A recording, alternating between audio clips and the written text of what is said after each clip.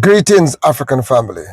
I want to greet you in the honorable spirit of our great and mighty African ancestors. Welcome to episode 30 of Clear Thinking with Brother Dulani. This episode is around this issue of a special day. Every community, every nation should have special days. Some people call them holy days or sacred days or cultural days in which they get together, they fellowship, and they commemorate.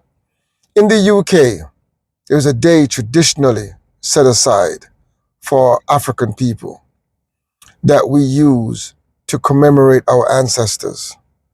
And that day is the 1st of Mosiah, 1st of August.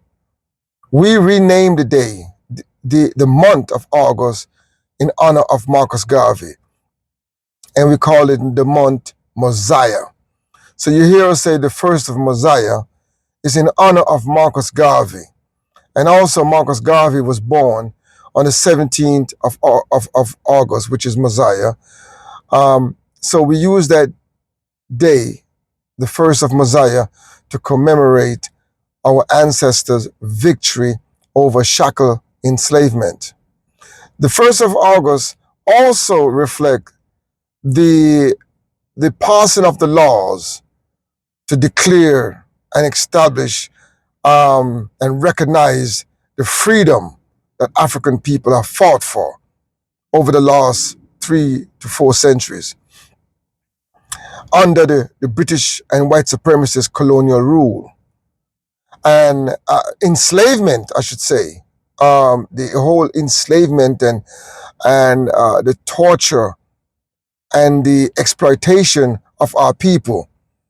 The 1st of August 1833, laws was passed in the British Houses of Parliament, and it came into effect the 1st of August 1834.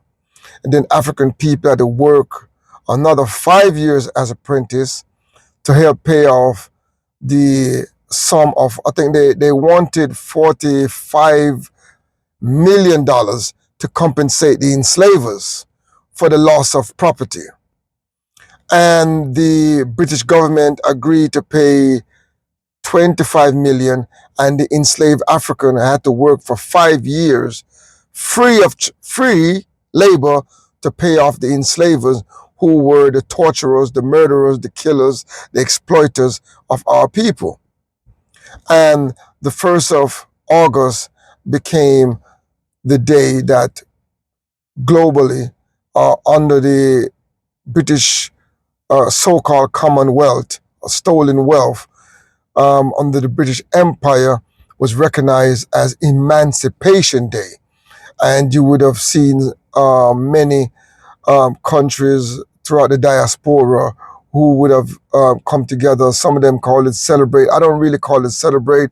I prefer to consider it to be commemorate the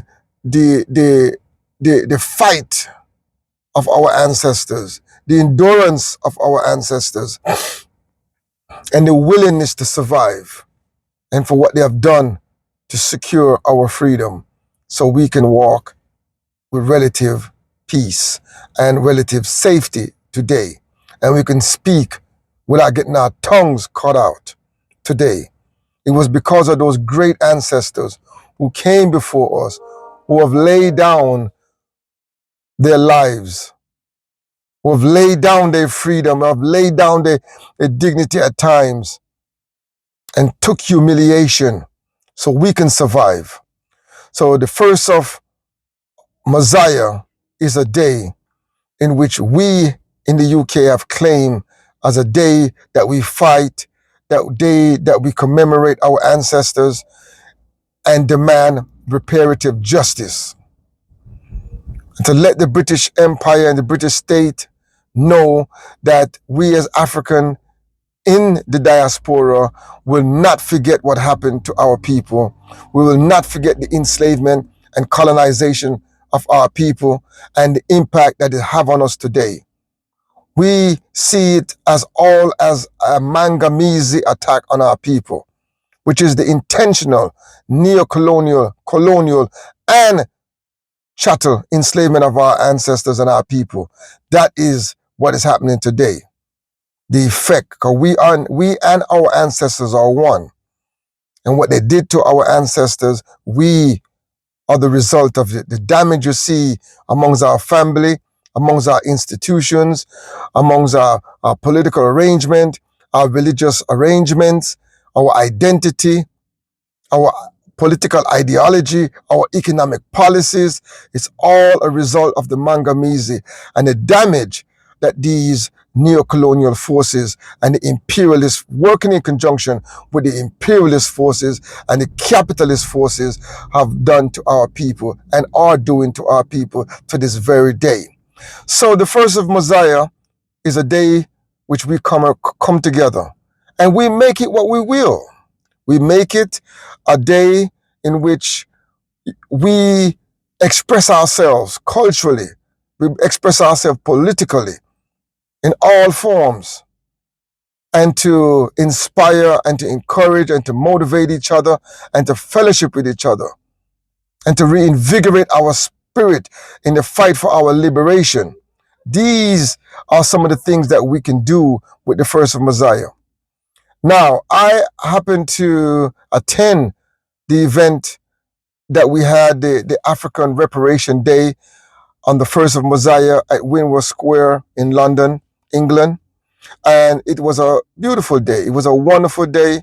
I saw some wonderful people. I was able to hug and commemorate and fellowship with our fellow Africans. And I understand how important days like the 1st of Mosiah is to our people. How important that day is in terms of providing us with a sense of hope, a sense of possibility, a sense, and in case, a sense of empowerment, that we can actually affect the system. The system can feel our presence, that we can disrupt the normal day of operation. I understand what that means to our people. And I share in that sentiment. I share in that cultural and political meaning making. Because we need it. Our people need a day where we can come together and unite under one banner of love, of African love, of the demand for social justice, the demand for reparative justice, no matter how imperfect it is at this moment. Just the idea of getting together is important and should always be encouraged. Anything that can bring our people together in peace, in harmony, and under an agenda for social justice and cultural meaning making. We should always welcome that and encourage that, and I do. And I'm in solidarity with our brothers and sisters. Some came from far and wide to come and celebrate. And it's not about the great numbers. It's about the fellowship. It's about the quality of our engagement. And I want to congratulate those people. I want to big them up, those who organize it, those who put it on, the young people them who provide the security, the people that provide the nursing, the first aiders, all the administrators who make sure that the place run properly, all the sound systems, all the drivers, the drummers. Oh, they work so hard. They drum the whole day. And I see that the spirit was high. The people then was very warm and welcoming and vibrant in their African colors. This is what we need as Pan-Africanists. It is very important that we do these things. I want to rise up the organizers and wish them all the best as they move forward and continue to put it on, and hopefully it get bigger and better and stronger. So this episode is devoted to thanking those people and to recognize the importance of having days that are very important to us, days that are special to us, days that we can commemorate our ancestors, days that we can express ourselves in all cultural forms and all political forms, and also economically, because, we can always sell goods and services to our people when we gather in our numbers. So I want to just thank the organizers, and I want to thank our people for showing up. And, they says, the many are called, the chosen are few, but we're going to keep calling. And I want to just big up those who been involved in this process. I want to rise you up and say, great work. Do a good job, which is a quick, short period of time too. See it, despite all of the difficulties that took place, leading up to this moment of the first of Mosiah. I am aware of a lot of the difficulties. So I want to rise up and say, stay strong, my people. And we're going to keep on doing what we do to bring our people together, and I want to respect to African people under African love in Ubuntu. I want to say Ashe, I want to say Mahat, Hotep, what good, my people. Until we meet again, do remember that Brother Dulani will be back again we'll be forward again, because we don't go back, we go forward again with another episode of Clear Thinking. Do like and subscribe to this program and share this amongst your friends and family. Respect, my people. What good. Ashe, Ashe, Asheo.